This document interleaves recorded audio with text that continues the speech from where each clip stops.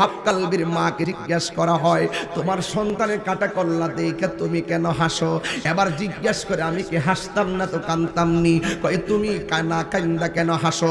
তুমি একটা নির্দয়া মা, তুমি একটা নাফরমান মা, তুমি কেমনে হাসি দিলা? ও হাফকালবির মা বলে, আমি কি হাসতাম না তো কানতাম নি? আমি কি হাসতাম না তো কানতাম নি? আমি তো হাসতাম না তো কানতাম নি। একটু আগে আমি ছিলাম ওহাব কালবির মা, আর আমার সন্তানের কল্লা তোরা কেটেছিস। আমার সন্তান হকের জন্য জীবন দিয়া দেহ থেকে কল্লা আলাদা হয়ে গেছে। একটু আগে আমি ছিলাম ওহাব কালবির মা, এখন আমি আমার আল্লাহ ওহাব কালবির মা কইয়া ডাক দিবে না, আমাকে শহীদের মা কইয়া ডাক দিবে।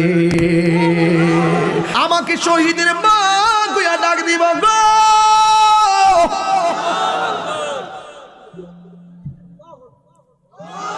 আমার চাইতে সৌভাগ্যবতী আর কে আছে? এবার ওরা ডাক দিয়া কয়, ওহাব কালবির মা, নও সন্তানের কল্লা দিলাম, তারে কবর দিয়া স্মৃতিসৌধ বানায় রাখো। ওহাব কালবির মা বলেন, আমার সন্তানের কল্লা যখন আমার হাতের মধ্যে দিছে গো, আমি তাকাইয়া দেখলাম আমার সন্তানের ঠোঁট দুইটা লড়তেছে। আল্লাহর পথে যারা জীবন দেয় এরা কি মরা নাকি জিন্দা? আমি দেখতেছি লড়তেছে। ওহাব কালবির মা এই কল্লা মুবারক হাতে লইয়া এমন ভাবে ডিল মাইরা ফালাইয়া দিছে, এমন ভাবে ডিল মাইরা ফালাইয়া দিছে, কেন জানেননি? এবার ওই বিয়াদবরা কয়, ওহাব কালবির মা সন্তানের কল্লাটারে স্মৃতিসৌধ বানায় রাখলা না, সন্তানের কল্লাটারে কবর দিয়া চিহ্ন রাখলা না, কেমনে সন্তানের কল্লাটারে নির্দয়ার মতন ডিল মাইরা ফালাইয়া দিলা? ওহাব কালবির মা ডাক দিয়া কয়, আমি ফালাইতাম না কিসের জন্য? আমার সন্তান তো আমি আল্লাহর রাস্তায় দান কইরা দিছি, দান করা জিনিস ফেরত নেওয়া যায় না। আর জোরে জোরে কন্যা আল্লাহু আকবার। মুহররম, সফর, রবিউল আউয়াল, রবিউ সানি, জমাদিল আউয়াল।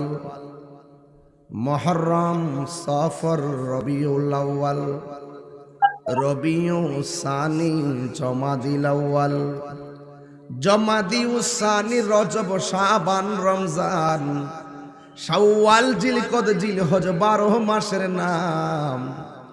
জেনে দেখো মনে রেখো ওহে মুসলমান, জেনে দেখো মনে রেখো ওহে মুসলমান, ঠিক কিনা?